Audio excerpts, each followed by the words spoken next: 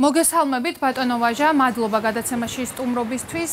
თქვენზე როდესაც ვიძიებდი ინფორმაციას, თქვენ სოციალურ ქსელში ვნახე, რომ თქვენი პირადი ტელეფონის ნომერი გაქვთ გამოქვეყნებული და მოსახლეობას კომუნიკაციისკენ და თქვენთან პრობლემების შემთხვევაში თქვენთან დაკავშირებისკენ მოუწოდებთ.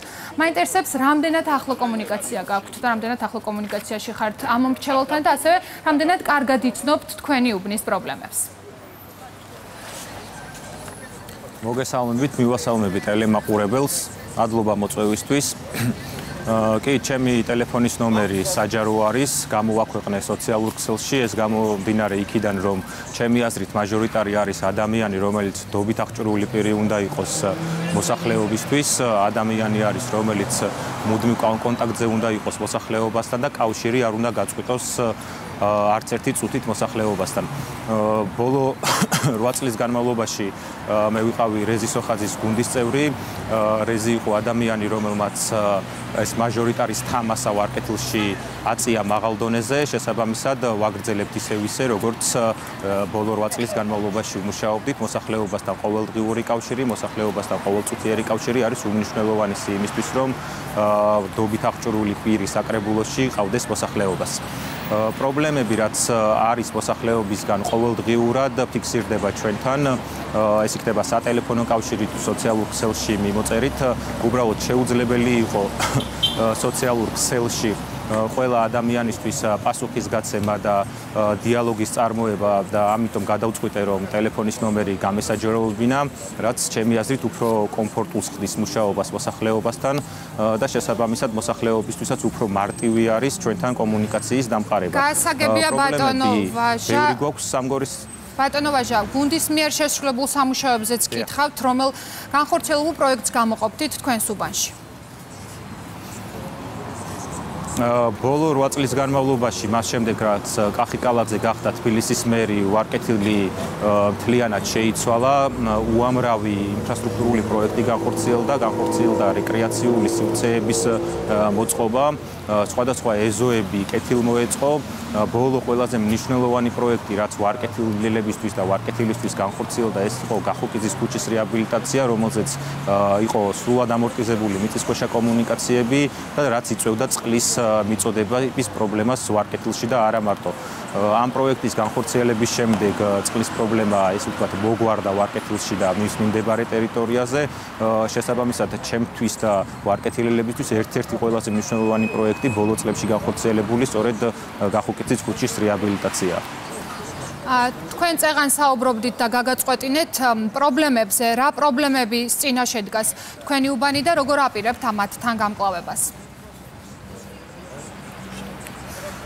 პრობლემები, რაც შეეხება, რაც მოსახლეობისგან მოდის, ძირითადად დაკავშირებული არის ამორტიზებულ ლიფტებთან, დაკავშირებული არის სახურავებთან, ასევე კანალიზაციის პრობლემები არის, წყალმომარაგების პრობლემა არის და ძირითადად ეს პრობლემები დაკავშირებული არის რეკრეაციულ სივრცეებთან, კონკრეტულ უბნებში, სადაც საჭირო არის უსახური ავტოფარეხების დემონტაჟი, მათ ადგილას საპარკინგო ზოლების და რეკრეაციული სივრცეების მოწყობა. დღეს კახაკალაძემ სატრანსპორტო და ურბანული განვითარების პოლიტიკის პრეზენტაცია გამართა. ერთ-ერთ მთავარ პრიორიტეტად მან მეტროს მოდერნიზაცია დაასახელა. ამ მიმართულებით თქვენს უბანში, ვარკეთილში კონკრეტულად რა იგეგმება და როგორც ვიცით, ამ დროისთვის ვარკეთილის მეტროს რეაბილიტაცია უკვე უტარდება. კი ბატონო, ვარკეთილის მეტროს რეაბილიტაცია მიმდინარეობს. 45 დღის განმავლობაში ვარკეთილის მეტრო იყო დაკეტილი, მგზავრთა ნაკადის მიღება იყო შეზღუდული, გამომდინარე იქიდან, რომ დაცული იყო მგზავრთა ნაკადის უსაფრთხოება, საჭირო იყო ისეთი სამუშაოების ჩატარება, რომელიც შეუძლებელს ხდიდა, შეუძლებელი იყო იმ პირობებში, როცა ჩვენ მივიღებდით მოქალაქეებს და მეტროს დავტოვებდით ღიას. დამუშავდა რკინის დეტალები, ქიმიური ხსნარებით, ასევე ამოივსო ნაპრალები კლდოვან მასამდე და დღეს უკვე უსაფრთხო გახდა ვარკეთილის მეტროთი სარგებლობა. სამუშაოები გრძელდება ვარკეთილის მეტროში და როგორც კახიკალაძემ აღნიშნა, წლის ბოლოსთვის სრულად იქნება დასრულებული მეტროსადგური ვარკეთილის რეაბილიტაცია. გარდა ამისა, კახიკალაძემ დაანონსა, რომ თბილისში კიდევ 2 მეტროსადგური დაემატება, ძირითად ხაზს დაემატება 2 მეტროსადგური, ერთ-ერთი არის ვარკეთილის მეორე სადგური სადგური, რომელიც მგზავრთან აკადის გადაადგილებას ვარკეთილიდან სხვა მიმართულებით სხვა უბნებში და სხვა სადგურებამდე კიდევ უფრო გაამარტივებს და უსაფრთხოს გახდის მოსახლეობისთვის. როგორც ჩემთვის ცნობილია და ჩვენთვის ცნობილია, თქვენ იყავით სამგორის რაიონის ახალგაზრდული ორგანიზაციის თავმჯდომარე, ასევე თქვენი წარდგენისას კახაკალაძემ თქვა, რომ თქვენ ხართ ახალგაზრდების მხარდამჭერი და გულშემატკივარი.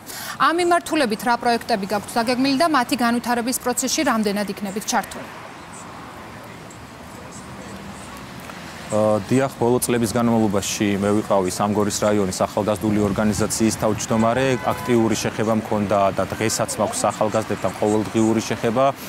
ჩვენ მათთან ერთად არაერთი პროექტი გვაქვს განხორციელებული, დღესაც ესე ვაგრძელებთ პროექტების ორგანიზებას და მათთან ერთად საერთო პროექტებზე მუშაობას, რაც შემდეგ ისევ და ისევ ამ ახალგაზრდებისთვის ხდება ჩართულობის საგანი და კიდევ უფრო მეტ ახალგაზრდას ვიზიდავთ ამ ყველა პროექტები, რომელიც გვაქვს დაგეგმილი ახალგაზრდებთან და ახალგაზრდული მიმართულებით არის ძალიან დიდი რაოდენობით არის ესე ვთქვათ, არის როგორც ცენტრალური ხელისუფლებისგან, ასევე ადგილობრივი ხელისუფლებისგან წამოსული ინიციატივები და ამ პროექტების განხორციელებას და ახალგაზრდების რაც შეიძლება მეტი ახალგაზრდის ჩართვას ამ პროექტებში ხელს შეუწყობთ და ერთ-ერთი მთავარი მოტივი, რაც ჩემი მოტივაცია რაც არის, ის არის რომ ახალგაზრდები თვითმმართველობის საქმიანობაში რაც შეიძლება მაქსიმალურად ჩავხდოთ და მათი როლი გავზარდოთ თვითმმართველობის საქმიანობაში.